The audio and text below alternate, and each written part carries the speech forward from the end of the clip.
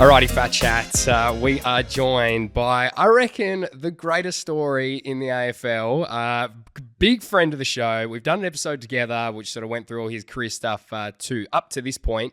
Worth going back and having a listen to that one. He's a superstar of the Essendon Football Club. Please welcome Nic Martin. Nic, welcome to Fat Chat again. No, thank you for having me. It was good the first time, so we had to do it again. Definitely. Well, the first time I remember I came to your place. It was back in the potty magic days actually, and we were set up with my iPhone there. We had an iPhone on one side, we had another camera on the other side. Brought my own recording equipment to your place. It's definitely upped a little bit now, which is good. So. Yeah, you come a long way in your time, so a bit more professional these days. And a big thanks to you though, because we've got to work with each other each of your off seasons, and one of the hardest, most dedicated people that I've seen in the gym. And also, I think just you don't like talking about yourself like this, but let me tell everybody the story as I know it, right? So Nic Martin, 2019 draft, doesn't get drafted, right? Doesn't get drafted. He could have given up, but he didn't give up. He gets asked to come down to West Coast to train for a rookie spot. Doesn't get the rookie spot. Could have given up. Goes back to uni. Starts playing at Subiaco. He's at Subiaco. He wins a premiership. He gets a call up from Essendon. They say, "Hey, come on over. It's a do or die. It's a train to the death situation with a few other guys. Come on over." Comes on over, kills it, gets in the team round one, rising star, and 5-year contract now, and absolutely killing it. I think I nailed all the good parts at least. Yeah, that's pretty much how it went. That was my memory of it. But no, as you sort of touched on, a lot of ups and downs, but it sort of got me to this moment, which I'm pretty pleased, and I love playing for the Bombers each week. Yeah, definitely. So like this year, your improvement has just been so crazy from the second that you started all the way up till now. But this year you've gone to like another level with staff. What have you been doing in the off season that was any different? Was there any other skills coaches? I know you've had a bit of a role change as well this year in the team. What's been the things that's changed for you?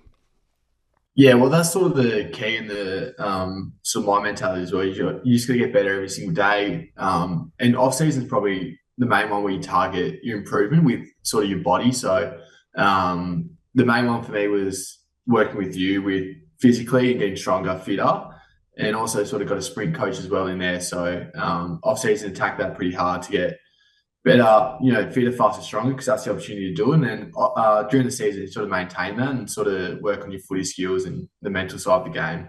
Yeah, definitely. I just spoke to Caleb Strong earlier today with for a guest interview as well, and same thing. He was just saying it's all the work in the off season that is what sets you up for the year. Because if you're trying to play catch up, and there's some of the guys that go off on their holidays and they're in Ibiza for 8 weeks and having a good time, versus Nic that's out here grinding for 8 to 10 weeks more than everybody else, you just see the difference, particularly in the back end of the year, because you're not playing catch up that whole time.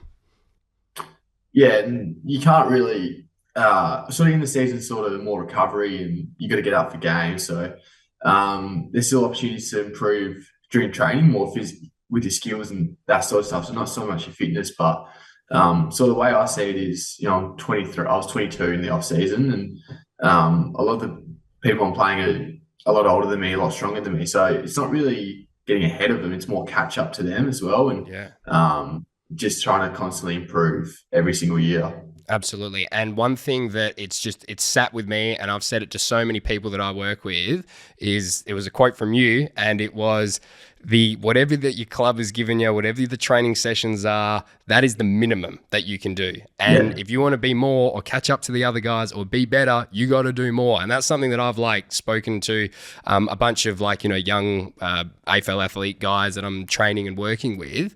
But that just sums you up, I think, in your preparation. Who did you learn that from? Yeah, well, that's the thing. The fortunate thing about me with being at Essendon, having these strong leaders to sort of guide you, and you sort of look at Zach Merritt, who's probably one of, if not the hardest worker I know, and he sort of said that to the younger boys at 1 to 3 years, like, boys, you'll get your off-season program. That's sort of the bare minimum. Like, if you want to come back average, that's what you do. If you want to come back better and bigger, you've got to do the extras in the right way and in the right manner. Yeah, absolutely. So, like Essendon as a team, such an improvement from last year to now. You've got a couple of new players. Someone like yourself who's got a little bit of a different role and a bit of switching around for stuff. What do you reckon has been the things that have really, got the team going this year compared to last year? Yeah, I think obviously the first one's probably personnel. So Yeah. four new recruits who've all just come in, slotted in beautifully, and are really great characters as well to benefit our group. And then also another year under Brad, so we get to learn the system more, get to build that culture and unity together under Brad. And we've started off really nicely, but what excites me the most is our growth and improvements still to come. So we've come a long way, but we've still got a lot more to go. Yeah, definitely. So your role as well, because you were playing a little bit more like on the wing last year, slash sort of half forward sort of, type role. But now you've gone from half back and then you're going to the wing as well. How's that change been for you? It's obviously been great when you look at the, your numbers. You've got 44 disposals against the Saints. There's Nic Martin's going to give you 1 or 2 goals every game that I say, and 25 disposals. Like, how has that changed, your preparation, and how does it feel compared to, the role that you were doing last year?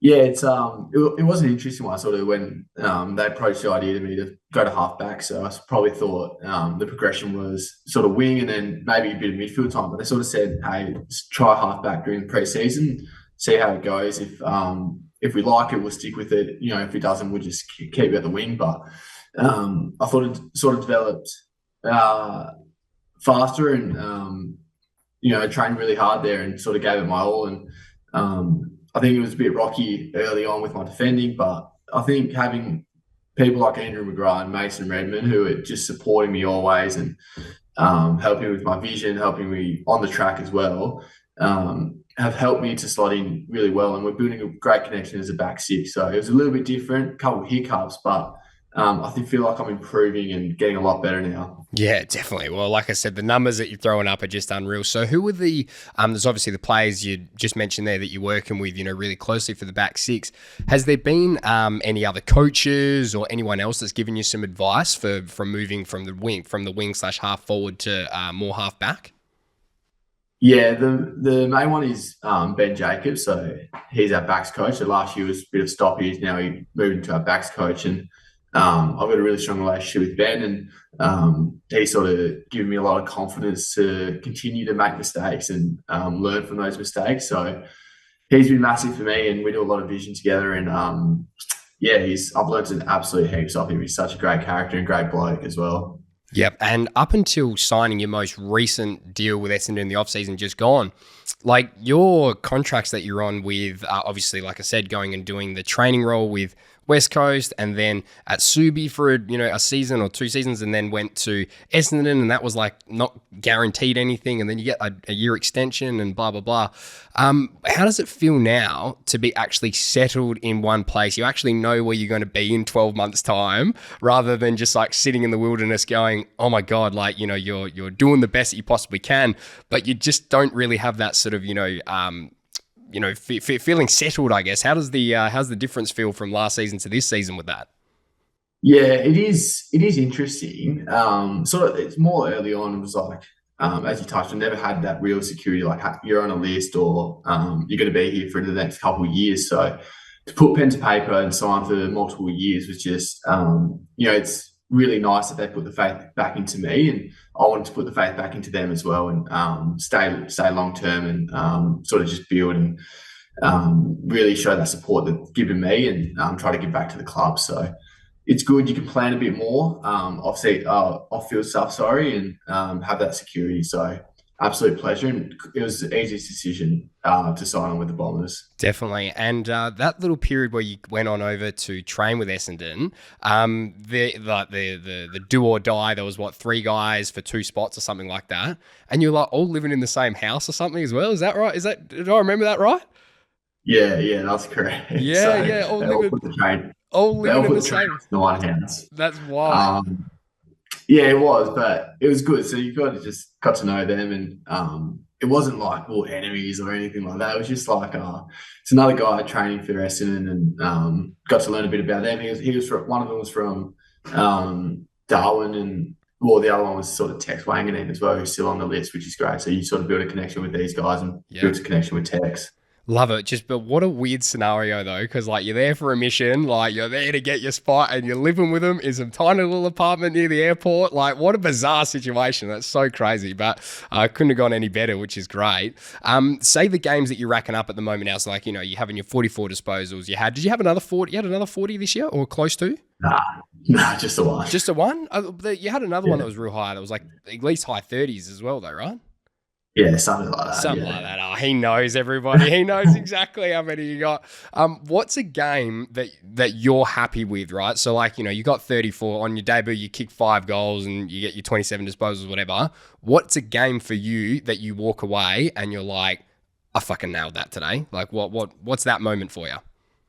Yeah, it's a funny one because it's not disposals, it's none of that. It's like and you got to go away from the results. So as well. So for me, it was like, how can I be the best teammate out there for everyone else, and how can I contribute in a way that's not always disposed? And that is a big part of the game. Sort of is my role a bit. It's my distribution and my run off half back. So there's going to be times where the ball's just not bouncing your way for whatever reason. You're just not getting the ball. So it's like, how can I have an impact without the ball? And sort of communication, and which is, you can't measure these things. So, it's a communication, the support for my teammates as well. And it's sort of hard to describe what's a really good game for me because without giving numbers or whatever, but it's just, you sort of know you've given your absolute all to these contests and you can walk off the field pleased and satisfied. Definitely. And you've got lots of new recruits down this year. Has there been anyone that's like really impressed you or surprised you of either how easily they slotted in or how well that they've taken on their role or learnt some stuff off? Yeah, they've all been extremely well. They've all been extremely good. They've all slotted in really nice, great characters, as I touched on. The one I've sort of been impressed with most is sort of Ben Mackay, because I've been working a bit more closely with him when he's part of our back six. So he's an absolute rock down there. Massive human. He's big. He's big in the gym, right? He lifts heavy in the gym, doesn't he? I've heard. He's just a competitive beast, and he's an absolute pleasure to play with. And how reliable he is really good for us. And we're sort of building that connection, that back six now, and he's part of it because he's at deepest and he's got to have the loudest voice as well. Definitely. And what's something that you're particularly trying to work on for the rest of the year, or even just the upcoming month? What's something that you're really trying to get the most out of yourself or change or improve on? Yeah, one for me has sort of been my marking and my aerial. So pretty decent height. How can I sort of maximize that when I play against smaller players and sort of use that to my advantage? So I've sort of been working on that, and I'll continue to work on that for a lot of the year and sort of hopefully bring that into my game. And you don't shy away from the contested mark, because I hear that there's a photo of you taking a big hanger on Jordan Clark back in school days. Is that right? I haven't seen the photo yet. You've told me this story before. I still need to see the photo. But a big, massive hanger. Everybody's still talking about it. You reckon? No, I don't reckon. I reckon I need him in the back of the car, to be honest. Didn't even get up there. I've seen you on the box jumps, mate. You get right up there for some airtime, which is good. But mate, hey, thank you so much for joining us on FatChat. Like I said, big friend of the show. I love working with you because it teaches me a lot about working hard, keeping consistent. Your story and your backstory, I think, just sums you up as a person, and just making the most of every opportunity that you get.